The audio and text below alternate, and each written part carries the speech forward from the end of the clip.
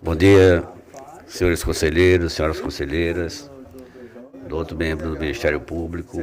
Bom dia, servidores desta Corte de Contas, senhoras e senhores que nos assistem nas nossas mais diversas redes de comunicação social.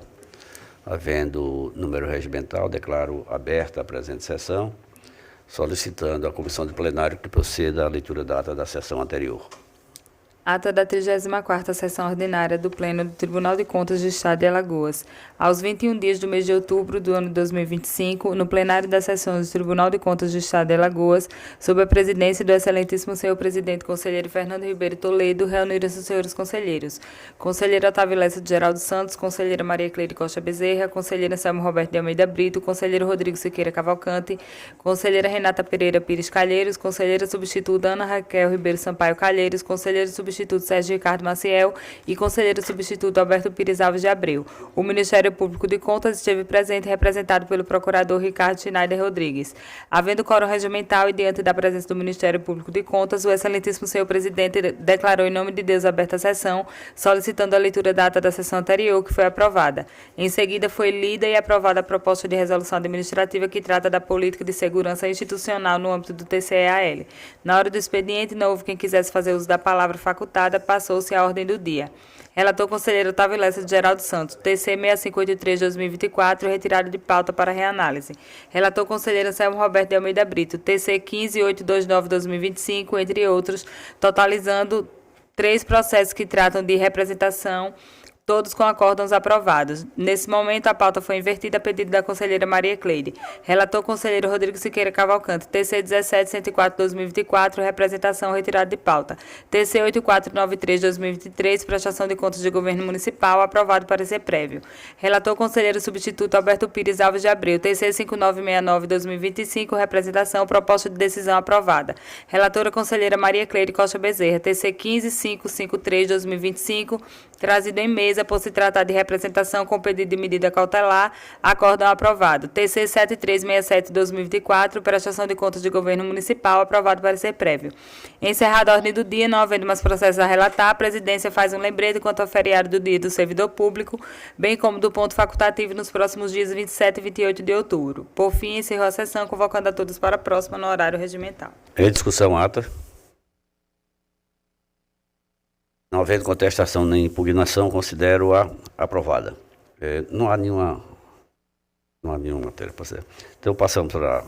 Eu gostaria de primeiro solicitar que a conselheira Renata pede para a justificativa, que ela está num compromisso em Brasília, representando o nosso tribunal, e não vai poder vir à sessão.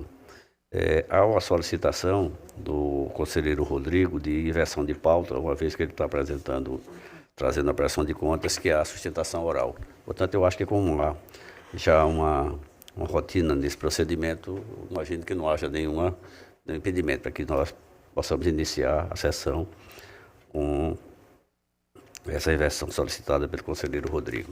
Passamos ao expediente, concedo a palavra a vossas excelências. Não tendo quem dela queira fazer uso, passamos à ordem do dia. Pela inversão de pauta para início de votação, conselheiro Rodrigo. Senhor presidente, senhores conselheiros, doutor membro do Ministério Público de Contas, doutor Enio.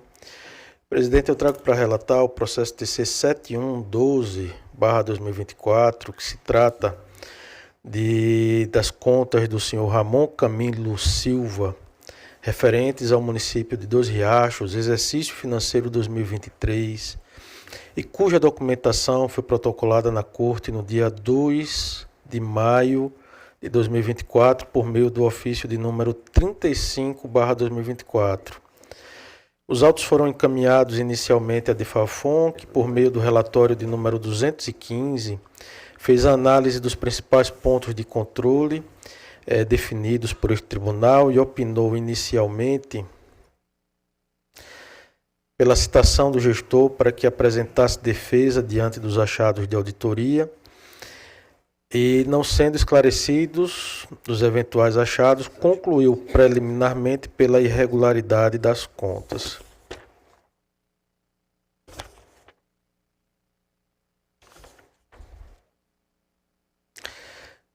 A diretoria acatou a sugestão do agente de controle externo e determinou a citação do gestor por meio do despacho de número 3334/2024. Pode continuar.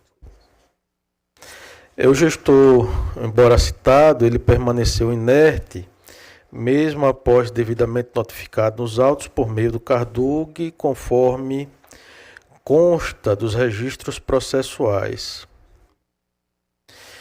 Em decorrência, a unidade técnica elaborou relatório conclusivo Realtec de número 254/2024, no qual opinou pela irregularidade das contas do município de Dois Riachos relativas ao exercício financeiro de 2023, conforme trecho que eu peço venha a Vossas Excelências para dispensar a leitura.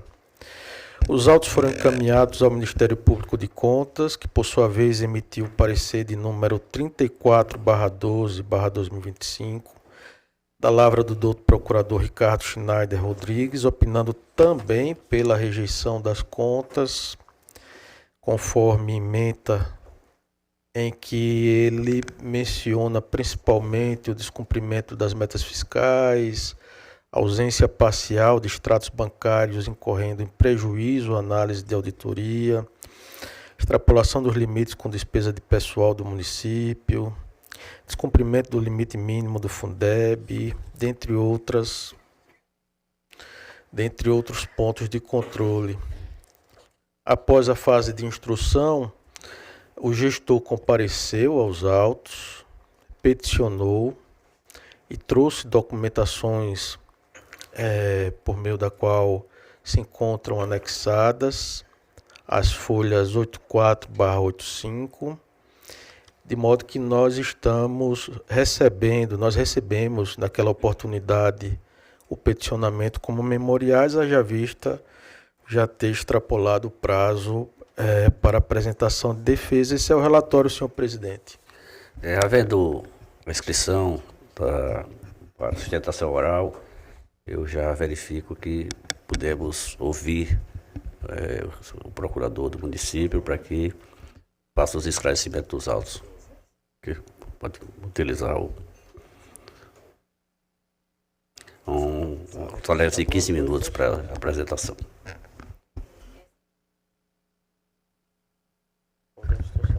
Excelentíssimo senhor presidente, eminente conselheiro relator, demais conselheiros, doutor representante do Ministério Público de Contas. Um momentinho só, por favor. Ainda não. Não. Tá.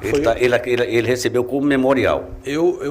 Houve um peticionamento nos autos, extemporâneo, como uma manifestação de defesa, e eu estou recebendo esse peticionamento como memoriais. Por favor, pode continuar.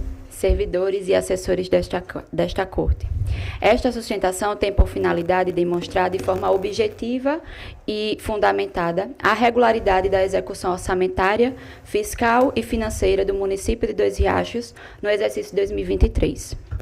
Reconhecendo o papel desta Corte no fortalecimento do controle externo e na consolidação da boa governança pública, apresentamos considerações amparadas em dados contábeis e fiscais concretos que evidenciam a conformidade da gestão municipal com as normas de finanças públicas. O primeiro ponto a ser destacado é que no exame da execução orçamentária, a auditoria registrou um déficit de aproximadamente 7,5 milhões de reais. Senhores conselheiros, aqui é importante destacar que no exercício de 2022, o exercício de 2022 apresentou um excesso de arrecadação e um superávit reconhecido, inclusive, por este tribunal, havendo um saldo em conta após a quitação de todos os compromissos e restos a pagar vinculados. Esse superávit representava, então, um saldo efetivo de disponibilidade de caixa, disponível para assegurar a cobertura integral das despesas e demonstrando o equilíbrio econômico fiscal do município. Ocorre que na execução orçamentária houve apenas uma falha de natureza contábil, Parte das despesas, ela foi empenhada com a fonte do orçamento anual, ao invés de ter sido empenhada com a fonte do superávit financeiro. Esta incorreta classificação da fonte decorreu de uma falta de zelo contábil, na etapa de vinculação dos recursos. Isso nunca importou em uma falta de disponibilidade de recursos ou em desequilíbrio fiscal do município, mas sim uma falha nos apontamentos contábeis. Trata-se, portanto, de um ajuste meramente contábil, sem qualquer reflexo real fiscal reflexo no resultado fiscal do município, que manteve a plena regularidade financeira e orçamentária. Outro ponto que merece destaque nessa defesa é a aplicação dos recursos do Fundeb, especificamente na complementação VAT. A auditoria apontou para o descumprimento dos percentuais mínimos estabelecidos nos artigos 28 e 27 da Lei 14.133 de 2020. Entretanto, juntamos aos autos comprovantes que demonstram exatamente o contrário. A defesa apontou para o detalhamento das despesas com a juntada de folhas de pagamento, empenho e notas de empenho liquidadas e encargos, que comprovam que o município aplicou 55,19% destes recursos na educação infantil, superando o mínimo de 50%, e aplicou 15,20% desse recurso em despesas de capital, acima também do limite mínimo de 15%. A divergência apontada pela auditoria decorre de um erro de classificação contábil também. Algumas despesas foram registradas com a fonte diversa daquela que deveria ter sido registrada, que seria 1542, gerando uma discrepância automática no momento do encontro de dados. Um equívoco formal, excelências, que não houve nenhuma repercussão financeira ou material para o município. Em termos técnicos, não houve desvio de finalidade, subaplicação ou omissão. Todos os valores foram efetivamente empregados na manutenção da educação básica, com foco na educação infantil e nas melhorias da infraestrutura escolar.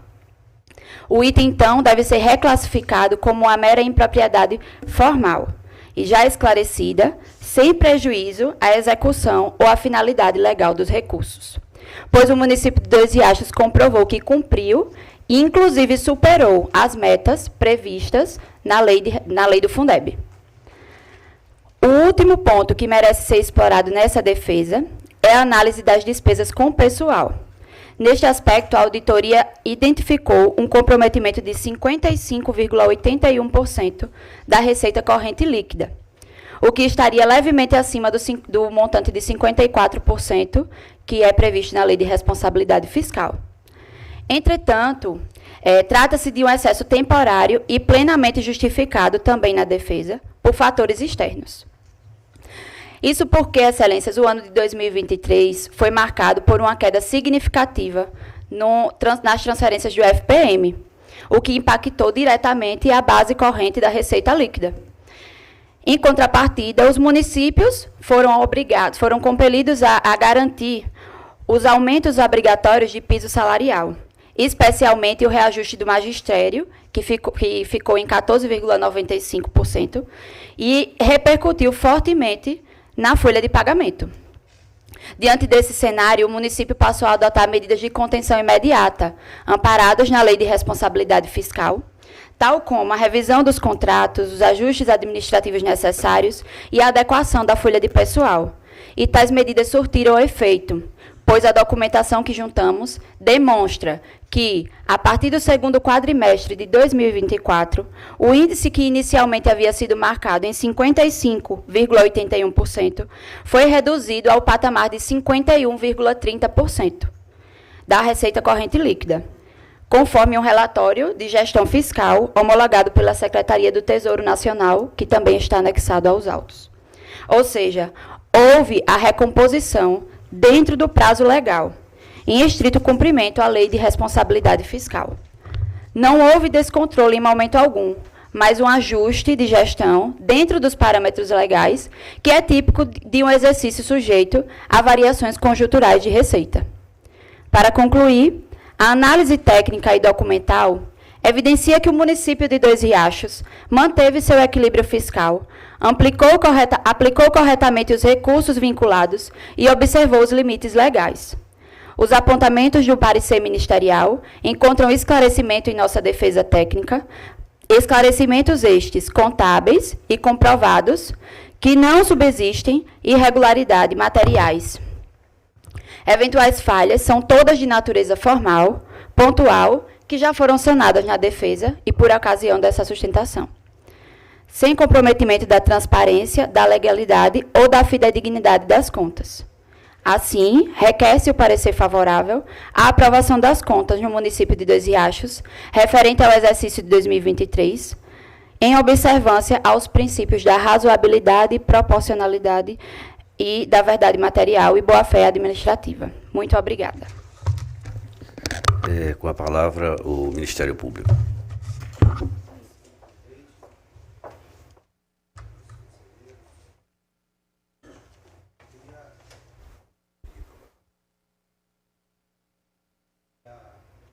Inicialmente registrar que o parecer ministerial exarado nos autos, ele foi confeccionado, né, o emitido parecer 3412 de 2025,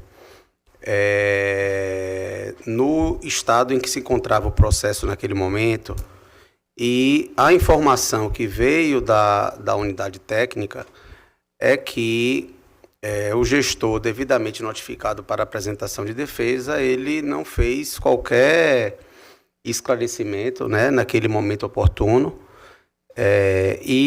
né, com a manifestação final da unidade técnica, o parecer, o relatório veio ao Ministério Público sem alegações de defesa, portanto, o parecer ele não tem, né, como levar em consideração documentos que foram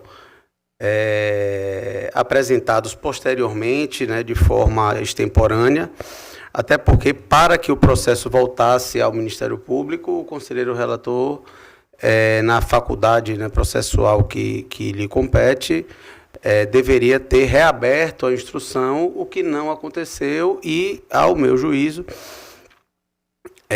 de forma correta, até porque a lei estipula um prazo até razoável e na grande maioria dos casos em que há pedido de prorrogação de prazo para manifestação do gestor, a corte ou os relatores sempre têm acolhido esses pedidos.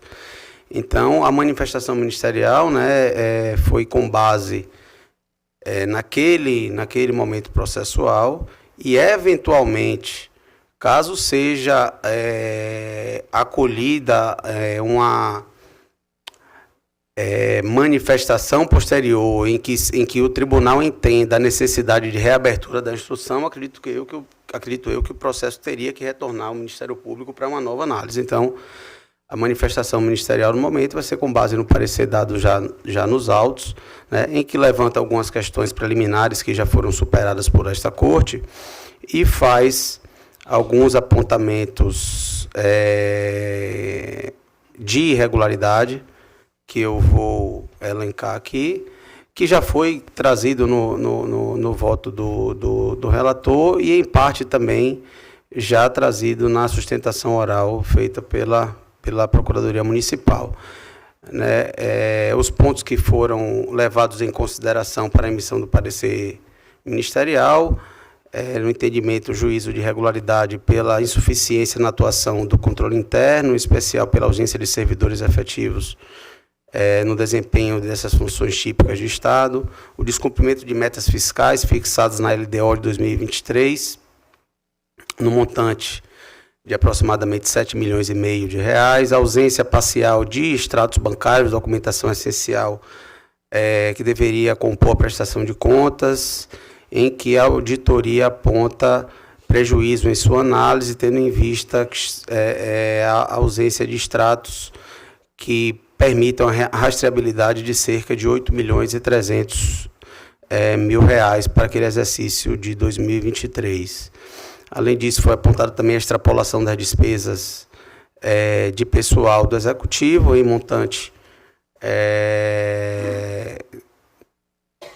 superior aos 54%, né, chegou a 55,81%. Nesse aspecto, a própria lei de responsabilidade fiscal prevê alguns prazos para correção, entendo perfeitamente a colocação trazida pela Procuradoria Municipal.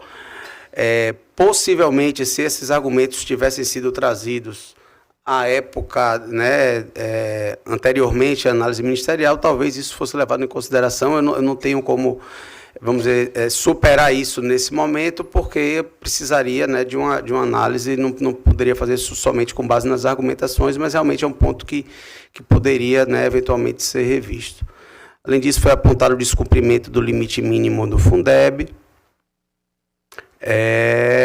resultando também em cerca de um déficit de aplicação em cerca de R$ 3.120.000. Todos esses valores apontados em relatório de auditoria, né, em que foi oportunizada a defesa ao gestor e que o gestor não se manifestou à época oportuna.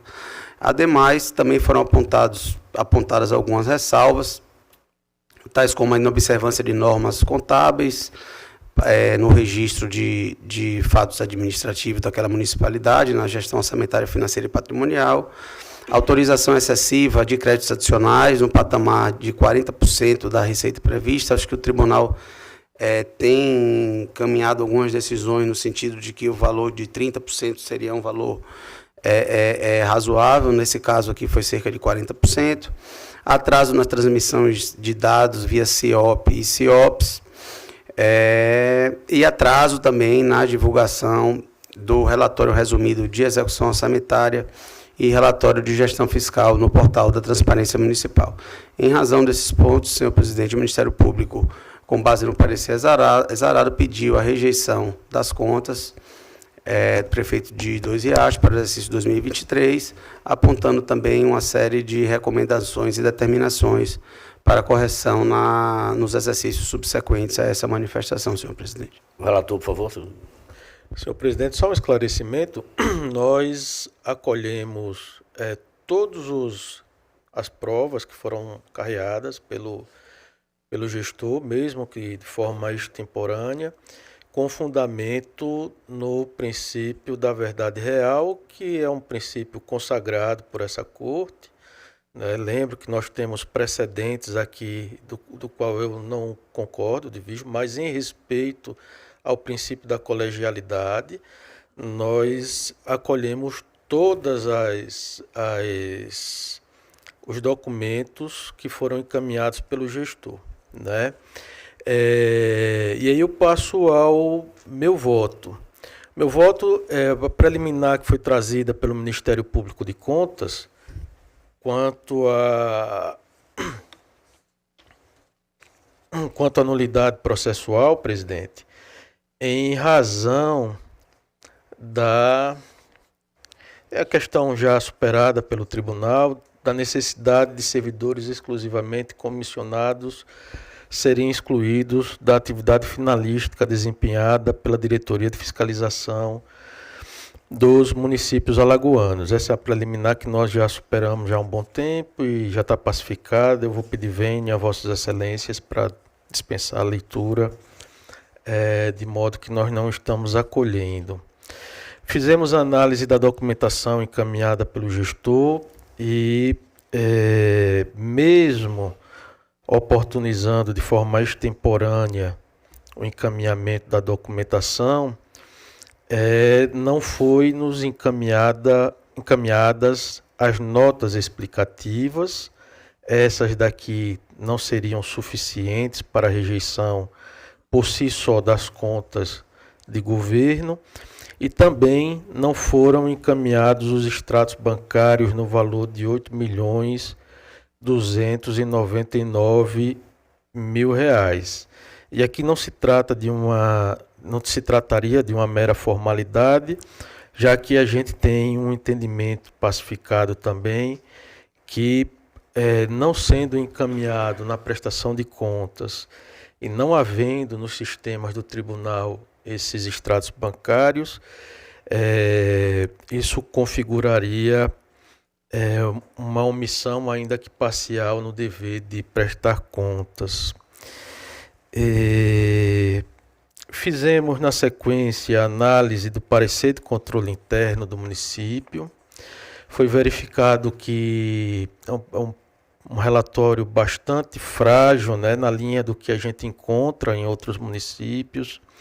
O não cumprimento integral da Instrução Normativa 03/2011 do Tribunal de Contas, mas esse também é um ponto que nós superamos e adotamos providências no sentido de emitir alertas e recomendações sob pena de rejeição das contas para o próximo exercício financeiro.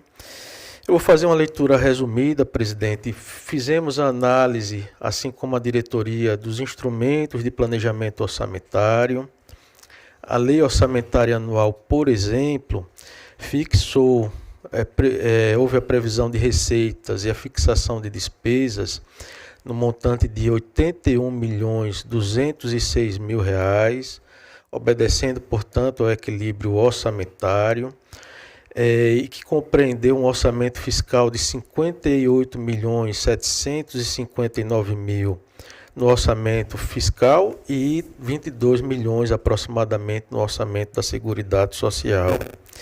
Houve também em seu artigo 4º a previsão de abertura de créditos suplementares por meio de anulação parcial de dotação no valor de 40%, esse é um ponto que merece registro.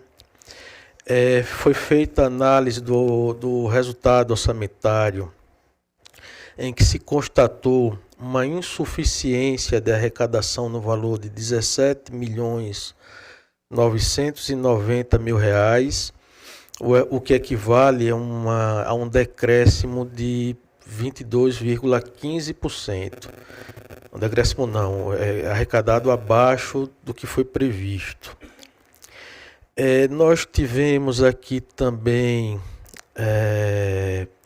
desses valores, 17 milhões, 9.665.000 foram de frustração de repasse de transferências da União, dos estados. Aqui uma explicação, né, que não está em notas explicativas, mas que se depreende dos autos também. Daí porque, até para simplificar e evitar prejuízo, nós recomendamos mais uma vez a expedição de notas explicativas nos demonstrativos contábeis e fiscais. Recomendamos também nesse ponto a necessidade da adoção de um planejamento orçamentário mais rigoroso e realista, em conformidade com o que dispõe o artigo 12 da Lei de Responsabilidade Fiscal, especialmente no que tange aos critérios de estimativa de receitas durante a elaboração da lei orçamentária. Pontuamos a alta dependência econômica do município quanto às transferências correntes.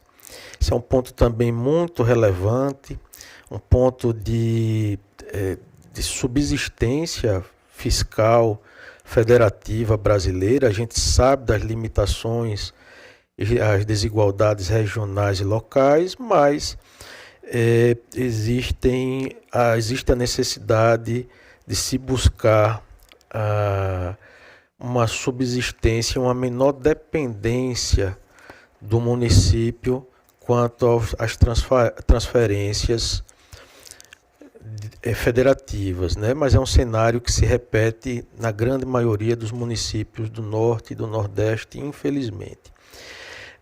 Foi constatado também, ou constatada uma economia de dotação, por sua vez, levando em consideração a dotação atualizada de 99 milhões, houve uma economia de despesa no montante de R$ 17.656.000.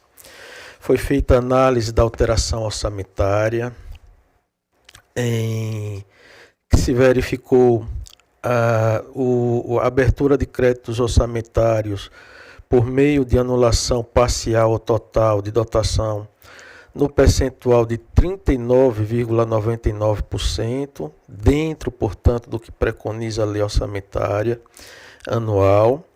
e assim como a abertura de créditos suplementares por superávit financeiro no valor de R$ 11.537.000, o que corresponde a aproximadamente 70,46% do superávit ocorrido no exercício anterior. Demonstração dos restos a pagar, que somou a quantia de R$ 9.469.000, sendo que R$ 1.900.000 aproximadamente de restos a pagar processados e R$ 7.480.000 de restos a pagar não processados. Constatamos também que o município possuía R$ 9 milhões de disponibilidade de caixa bruta e que, após a dedução do saldo de restos a pagar processados, bem como das demais obrigações financeiras assumidas pelo ente, essa disponibilidade permaneceu positiva em R$ 3.132.000. O resultado da execução financeira do município de Dois Riachos foi deficitário em R$ 17.118.220, o que representou uma involução de 185% no exercício objeto de análise em relação ao período anterior. A análise patrimonial dá conta que o município tinha um saldo positivo de 9 milhões em caixa e equivalentes, aproximadamente 9 milhões. Porém, constatamos que o gestor deixou de enviar extratos bancários, apesar de reiterado em diligência, no valor de R$ 8.299.000. Esse aqui é o ponto mais sensível da prestação de contas e é um ponto que ensejaria, de acordo com nossos precedentes, a rejeição das contas. E é um ponto que não foi superado pelo gestor na documentação que nos foi encaminhada.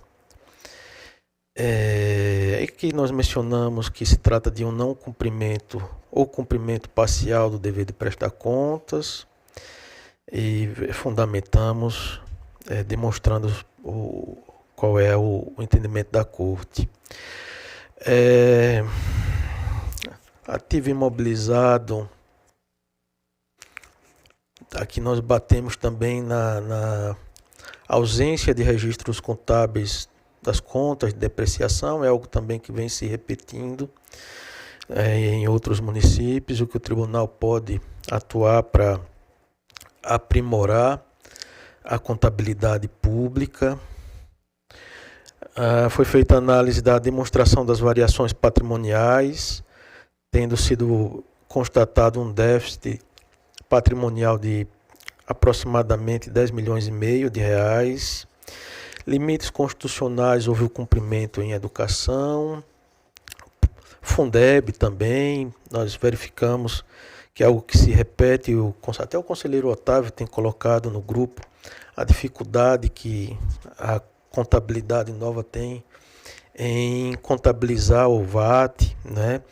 Mas foi verificado materialmente o cumprimento dos limites com o Fundeb, em que pesa a dificuldade contábil inicial.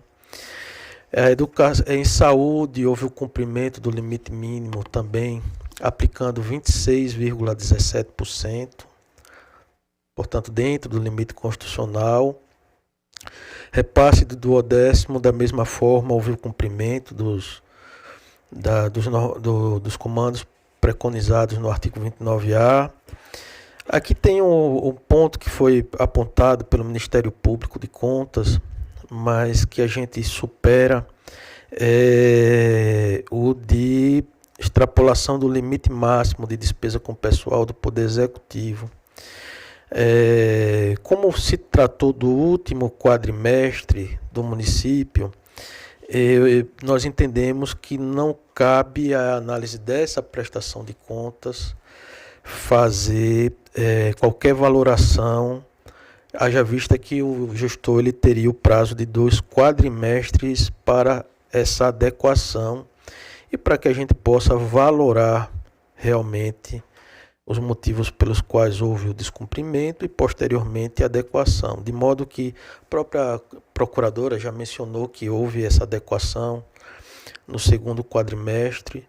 Seria um ponto que precisaria passar por uma análise de auditoria. Eu dispensei essa análise, haja vista que nós não consideramos os fatores do exercício subsequente para essa análise, já que serão analisados na prestação de contas do exercício de 2025.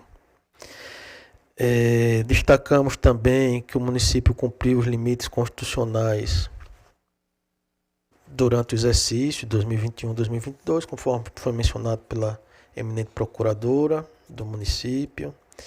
A dívida consolidada líquida atingiu o percentual de 7,08%, dentro, portanto, do que preconiza 7,08% da receita corrente líquida, também dentro dos padrões de equilíbrio fiscal do município.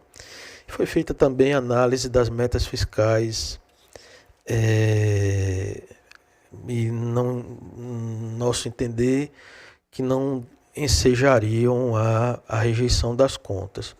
O ponto que pesou para essa análise, senhor presidente, foi exatamente a falta do encaminhamento dos extratos bancários que comprovem o montante superior a um montante significativo de 8 milhões de reais.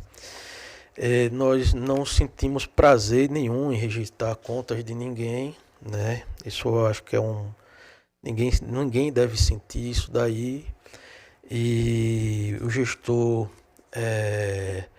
ele não nos encaminhou essa documentação, esses extratos bancários, de modo que nós estamos trazendo as contas pela reprovação com base exclusivamente nesse ponto. E estamos determinando também que após o trânsito em julgado seja determinada abertura de tomada de contas para apurar esses valores que não foram devidamente comprovados nos autos. Esse é o voto em resumo, senhor presidente. Eu fico à disposição para qualquer esclarecimento a vossas excelências.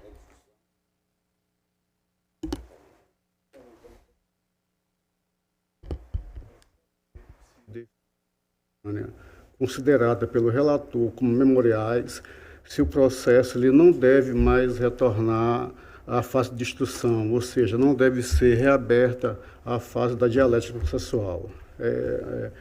Eu queria que isso fosse aqui decidido por nós, até para que eu possa avançar na análise dos autos.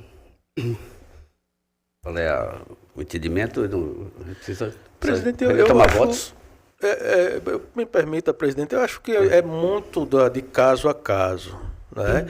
Tem casos que, por exemplo, aqui da despesa com o pessoal, eu não considerei, eu não ia perder tempo processual para fazer análise de algo que, para a gente, para nosso raciocínio, não teria relevância por se tratar de exercício financeiro subsequente, né?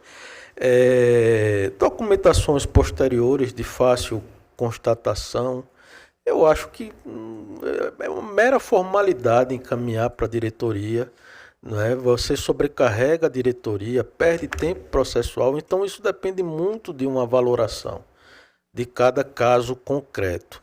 Eu já teve situações em que eu determinei, havendo uma complexidade, eu determinei o retorno dos autos à diretoria para fazer essa reapreciação, muito embora eu não seja muito simpático com essa ideia, né? O meu posicionamento é que a documentação ela só deve ser encaminhada até o encerramento da fase de instrução, porque senão não vai ter fim. Cada momento traz um documento, cada momento traz uma documentação diferente, né? Mas, repito, eu sou um voto vencido no tribunal quanto ao entendimento dos limites da verdade real, né? Dos limites da verdade real. Nos nossos precedentes já admitiram, inclusive, recurso interposto 5 anos depois a publicação da decisão. Então,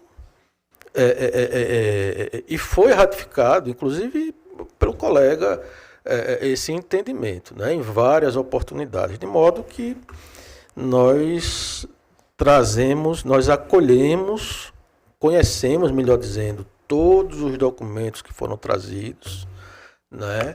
Se forem trazidos agora, nós acolheremos também essa documentação, né? E repito, eu acho que ninguém tem prazer em estar rejeitando as contas de ninguém, né? Principalmente as contas que eu vejo que a partir das correções estão bem redondas, estão bem, né? Como pensa o conselheiro Otávio Lessa? Presidente, veja só, eu sou muito, e concordo, sou muito da praticidade. Veja só, eu acho que cada caso é um caso, né? Nesse caso específico que foi apresentado, o relator verificou que mesmo os documentos apresentados não mudaria o parecer do Ministério Público que já tinha sido levantado por ele. Eu acho que você, com relação à efetividade, ao avanço, ao momento que a gente vive, com relação a cada dia mais colocar o tribunal mais próximo do gestor com relação às aprovações de contas. Eu acho que nesse caso específico não alterou nada, simplesmente você ia cumprir uma burocracia que não ia modificar o resultado final. Então, eu tenho que concordar nesse caso específico com o relator. Eu acho que não precisaria. Neste caso, o conselheiro está decidido, Vossa Excelência continua com a palavra para... Não, Excelência, eu só queria... É uma questão de ordem. Então, pelo que eu vi, parece que a questão de ordem foi decidida. Então, essa valoração em situações desse naipe compete ao conselheiro enviar ou não, reabrir ou não a instrução processual, reabrir ou não a etapa da dialética. Seria isso, a questão de ordem seria decidida nesses termos. Perfeito. Não houve alteração do parecer inicial do próprio Ministério Público. Não, e tem, se houver, tu pode recorrer. Inclusive, sabe por que eu estou defendendo a tese? Que eu estou com o mesmo problema aqui com relação a outra coisa, que onde o Ministério Público está pedindo um retorno, que você está sabendo e está me provocando por causa disso. A minha parecer é o mesmo, eu estou na mesma linha de raciocínio. Para os seus também, exatamente. Entendeu? Porque não tem sentido uma coisa que eu só vou postergar, dar trabalho a todo mundo para nada. Por quê? Porque eu tenho, no meu caso específico, todos os comprovantes, que diz que eu, como relator, apenas ia postergar o negócio, passar para a diretoria, que não é necessário, e aí o Ministério Público só ia botar serviço. Eu vou defender a mesma tese, presidente, nisso aí. Por isso que meu voto é com o relator. Conselheiro, por favor. Excelência, certo. Eu já deve ir consignado na ata, né, expressa a questão de ordem como ficou decidida, e eu queria apenas pontuar o seguinte, que a mim, os memoriais, eles têm uma finalidade e uma forma de ser aplicados. Parece-me que, no caso, a meu sentir, não atenderia. E, por esse sentido, é que eu levanto essa questão de ordem para ficar, não está simulado, mas decidido uma questão de ordem. Então, isso é importante. Eu quero trazer, por exemplo, aqui, algumas passagens tiradas de acórdãos do TCU. Tá? A função dos memoriais é de sensibilizar os demais julgadores para o pleito do interessado e esclarecer elementos controvertidos no processo, razão pela qual não servem para a apresentação de novos argumentos ao relator. faculta-se à parte expor as razões de fato e de direito que já tenha formulado nos autos para amparar a sua pretensão, e não a possibilidade de contemplar pedidos novos em relação aos já expostos no processo. Eu estou falando isso e a gente tem que fazer a adaptação ao caso concreto, a ausência completa de participação nos autos, apesar de oferecida como é o dever constitucional, como é a obrigação constitucional. Os memoriais têm a função, portanto, de resumir e de ratificar as alegações já consignadas nos autos, no intuito de demonstrar a coerência do pedido e evidenciar pontos relevantes, mas à luz do que já foi trazido anteriormente. Não se prestam a propiciar à defesa uma nova rodada de discussões sobre o método da questão, após o pronunciamento da unidade de estrutura. Então, parece-me que eu tenho alguma razão em dissentir desse entendimento. E aqui, para que fique consignado, vão acórdãos 1450-2015, 637-2014, 3437-2013, 801-2017, todos do Tribunal de Contas da União, que sempre utilizamos como referencial.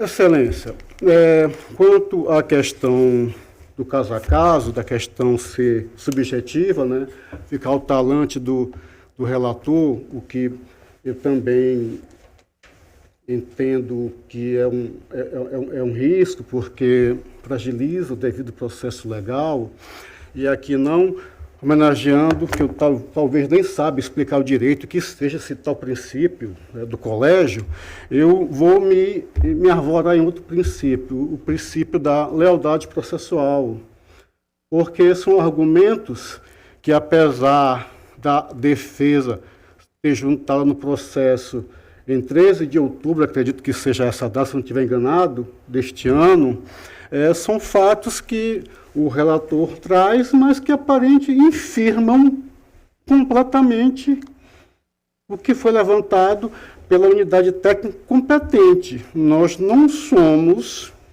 órgão instrutor. Inclusive, do parecer ministerial, dentre informações e requerimentos outros feitos pelo parquê. E quanto à questão do entendimento, né, do talante, do subjetivismo, eu só quero consignar, para que fique registrado, posicionamento totalmente oposto do próprio relator no processo 7331 de 2004, que após a memorial, a defesa aqui, inclusive oral, foi voto vencedor quando encaminhou o processo de volta à sua fase de instrução. Então, não... Excelência, não foi de flecheiras? Eu não interrompi, Vossa Excelência. Deixa eu porque Vossa Excelência terminar, não está sendo honesto. Vossa Excelência fala em honestidade. Não da lealdade processual, porque a mim parece comportamentos contraditórios, e eu estou aqui evidenciando. Processo do 7331, que foi consignado, inclusive, em ata, para qualquer problema no futuro, 2004, em que o voto do relator foi totalmente divergente do que é dado hoje. Então, o tribunal, ele tem que realmente, além de tudo, ser íntegro em suas decisões, para proporcionar alguma segurança jurídica. E nesses termos, como eu, apesar do processo ser virtual aqui, mas o que consta a fase dialética, e como bem aqui alertou o Ministério Público, também a minha análise, e a auditoria que fez o colega, eu também precisaria fazer. Porque se a diretoria já analisou, o Ministério Público já analisou, embora eu ainda teme entender que não seja, né, algo ali imposto, que não calce a nossa decisão. Mas, pelo que eu tenho visto aqui pelos votos, não, parece-me que é algo ali quase uma imposição que pouco se pode discordar. Então, tendo em vista que eu desconheço a defesa apresentada, os elementos que argumentaram todo aquele levantamento feito pela unidade competente e, se o colega entendeu em acolhê-los, como ele se queixa muito, eu aqui só reitero, fico feliz em saber que não é só o meu gabinete que faz auditoria. Então, em função disso, assim, com a necessidade que eu preciso ter para trazer meu juízo de valor, já que acredito que não haverá recurso outros em função dessa questão de ordem, disso ficar ali dentro da subjetividade do relator, eu peço vista dos autos para melhor me situar a respeito e concordar ou não com os argumentos apresentados ou com as razões e o método do voto do ínclito relator. O processo segue em vista, então, para o Senhor conselheiro presidente, Marcelo eu Brito. precisaria só de alguns esclarecimentos, que foi colocado aí pelo conselheiro, lealdade processual, dando a entender que a gente não está agindo com lealdade processual. E dando a entender que a gente está decidindo de uma forma completamente diferente. Quando foi colocada a questão de ordem, eu disse de forma clara aqui que depende da situação, depende do caso a caso. Isso não é talante de ninguém, não é arbitrariedade de ninguém, né? Isso vai depender da análise, da valoração. O segundo ponto, que eu vejo colegas tão defensor da moralidade, não sei como ele não colocou hoje, defensor da moralidade administrativa. Do interesse público, excelência. Não, mas já foi da moralidade. Não, interesse já público. Foi advogado da moralidade. Só Vossa Excelência que não se sente defensor do interesse público. Advogado, não. Só Vossa Excelência que é advogado e auditor ao mesmo tempo. Defender o interesse público é dever de todos os servidores. Agora, se advogado é só Vossa Excelência. De uns mais que outros. Que fique consignado em ata. Mas é que você está falando. Que fique consignado em ata. De uns mais que outros. Tudo se consignará em ata. Tudo que se faz aqui se consigna em ata. Que fique mais uma vez consignado em ata as grosserias e as insinuações que esse rapaz acaba fazendo. Olha, que eu não estou nem afirmando que Vossa Excelência... Eu preciso... Afirmando o que, conselheiro? Que Vossa Excelência... Desculpe. Afirmando o que? Firme, tenha coragem, conselheiro. Não, eu tenho bastante. Parece que Vossa Excelência que se esconde não deve. Vamos tratar do processo, do conteúdo do processo. Tudo bem. Isso não evoluirá. Ele é tão defensor da ausência de contradição que ele admite processo de 5 anos, documento interposto 5 anos, quando ele quer. Quando ele não quer, ele não admite, como é o caso aqui, né? Então, senhor presidente, eu mantenho o meu voto. Vossa Excelência está falando de algum processo monocrático? Não, estou falando de um processo colegiado, com votação clara, esclarecida de Vossa Excelência. Colegiado, então. Processo, não é monocrático. O processo está em vistas para o conselheiro. Que fique consignado, Excelência. O processo está em vista para o conselheiro Anselmo Brito, de relatoria. Vossa Excelência continua com a palavra para relatar. Presidente, sem mais processo. Para relatar pela ordem, conselheiro Otávio Lessa. Senhor presidente, senhores conselheiros, eu tenho em mãos o processo TC 17.103/2024 e o 18.945/2024. E o assunto é idêntico, não é? Então, essa nossa relatoria aqui, no nosso acordo, ele vai servir para um e para o outro, tá? Trata-se de um recurso de agravo apresentado pelo Ministério Público de Contas, da lavra do Ministério Público, tem vários. Em síntese, alega o agravante que a decisão monocrática que anulou os autos de infração é nula ante a inexistência de fundamento para anulação dos autos. Alega ainda a nulidade absoluta da decisão agravada, tendo em vista a inobservância das fases obrigatórias legalmente interpostas, tendo o conselheiro vice-presidente como competência exclusiva na fase de autuação para a lavratura de auto de infração, atraindo para si em desconformidade com procedimentos impostos pela lei orgânica do regimento interno desta Corte. As fases de instrução a cargo do órgão técnico é a fase de julgamento de mérito, de competência desta Corte, concentrando as 3 fases previstas para o desenvolvimento válido do processo. Alega, por fim, dos riscos da implicações práticas de concentração ilegais das frases de autuação, instrução, julgamento de mérito do conselheiro relator, uma vez que tal concentração exclui a dialética de servidores técnicos efetivos e 5 conselheiros julgadores que deveriam interpor legal e participar da discussão. É o relatório, presidente. Ministério Público, por favor. Senhor presidente, trata-se de um processo em que a discussão é basicamente se após a apresentação nos processos de auto de infração, se após a apresentação de defesa, né, pelo jurisdicionado nessa classe específica de processo, se esse processo demanda ou não uma instrução técnica.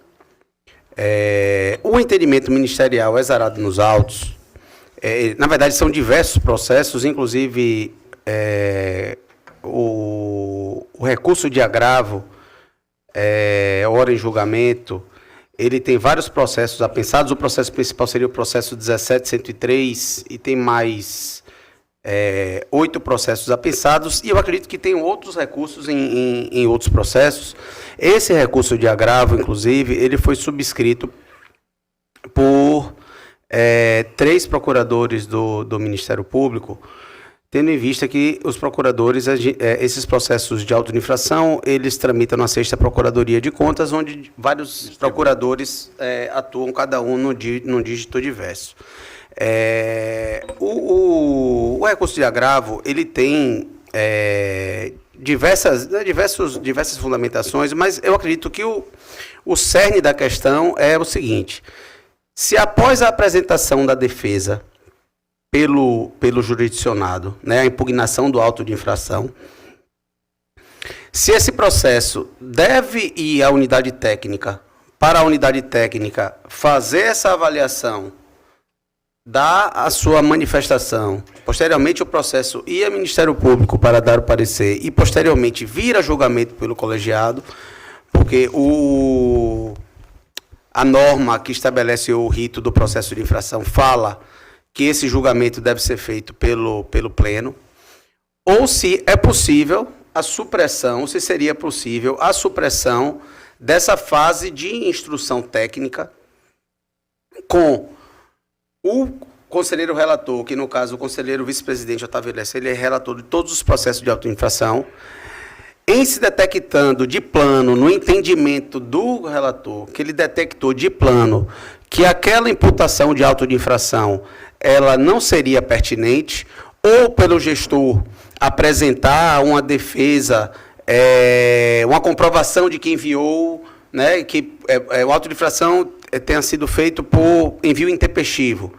Aí o gestor apresenta uma defesa e comprova no juízo do relator de que aquele envio houve, né, e o próprio relator, já entendendo de plano que está comprovado a ausência de infração, se ele poderia monocraticamente desconstituir o próprio auto de infração. Então, a irresignação do Ministério Público nesses processos é porque o Ministério Público ele tem uma visão, vamos dizer assim, de que esse procedimento, por se tratar de um procedimento que impõe penalidade ao gestor, ele deve seguir o rito estabelecido na legislação. Qual seja, após a apresentação de defesa, esse processo deveria necessariamente passar pela unidade técnica, posteriormente ir ao parecer ministerial e depois vir a julgamento pelo colegiado. O relator, nas suas decisões monocráticas, ele, quando constata de plano que não há fundamento para o auto de infração, tem decidido monocraticamente por desconstituir esses autos de infração e encerrar os processos. Essas decisões monocráticas é que estão sendo atacadas em âmbito desses agravos, são diversos processos, né? E a matéria precisa ser discutida no pleno. É basicamente essa. Se há necessidade de instrução técnica, nos casos em que o relator entende que de plano já está comprovada a ausência de infração, ou se necessariamente o processo deve seguir o rito que o Ministério Público entende ser o rito adequado, que é após a defesa, instrução técnica, parecer ministerial e, posteriormente, julgamento pelo Pleno. Eu vou defender aqui o posicionamento do Ministério Público exposto no agravo, tendo em vista que, inclusive, por questões de distribuição interna de processos no Ministério Público, o Procurador-Geral também não atua nesses processos de auto de infração. Então, eu não tenho atuado consistentemente nesses processos e confio, né, no juízo jurídico e no juízo de pertinência dos colegas que estão atuando no processo, de que o rito mais adequado deve ser, após a apresentação de defesa, seguir para a instrução técnica e, posteriormente, a julgamento pelo colegiado. Em razão disso, eu defendo as razões expostas no agravo, e também coloco-me aqui à disposição, eventualmente, na discussão. Espero, conselheiro Otávio, que eu tenha conseguido ser didático na explanação aos demais conselheiros relatores qual é o ponto de divergência. O conselheiro relator entende que, quando de plano ele já detecta que o auto ele é insubsistente, ele poderia decidir monocraticamente, e o Ministério Público entende que esse processo necessariamente deveria passar por uma fase de instrução, parecer ministerial e julgamento. Tá entendido. Essa manifestação, senhor presidente. O relator, por favor. Senhor presidente, no caso específico aqui dos dois processos, inclusive, como colocou o doutor Enio, existem outras multas com relação ao gestor, né, e ao caso específico. O que é que o relator, eu discordo com relação ao seguinte, com relação à prestação de contas, como foi verificado, e a minha tese de defender a posição do conselheiro Rodrigo, porque não modificaria nada, com relação, a gente só iria postergar a diretoria e o próprio Ministério Público. No caso específico, é a mesma coisa. E até encobrindo, verificado que as multas aplicadas, ou seja, todas as multas aplicadas a esse gestor, por uma falha do próprio tribunal, com relação à informação ao FUNCONTAS, que as multas, as prestações não, o calendário tinha sido cumprido. Quando eles receberam o carnê das multas, a aplicação das multas, ele anexou todos os processos com relação a que foi verificado pelo nosso gabinete, que tudo tempestivamente, sem nenhum problema de atraso. Então, o problema passou a ser uma desconexão com relação ao tribunal como um todo.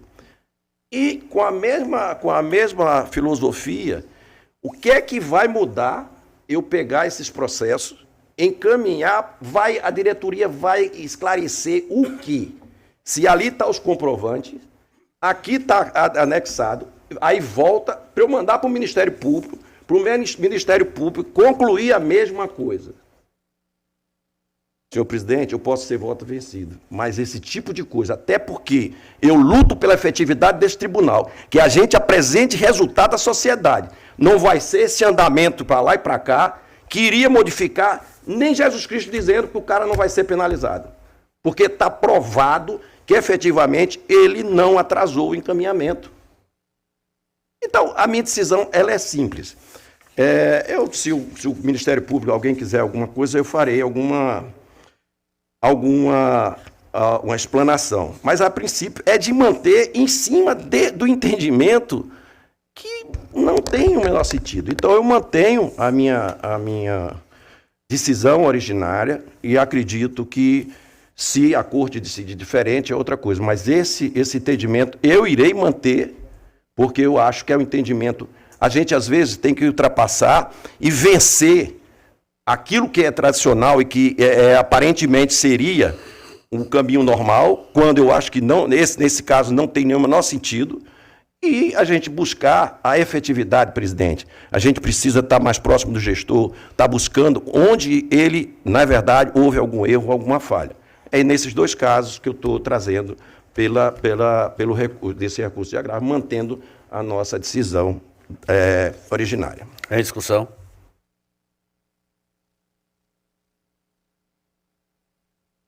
Os votos, Eu aqui apenas vou consignar o meu, que com base na questão de ordem, embora os casos não sejam rigorosamente iguais, mas o efeito prático acaba sendo o mesmo, e aqui até mais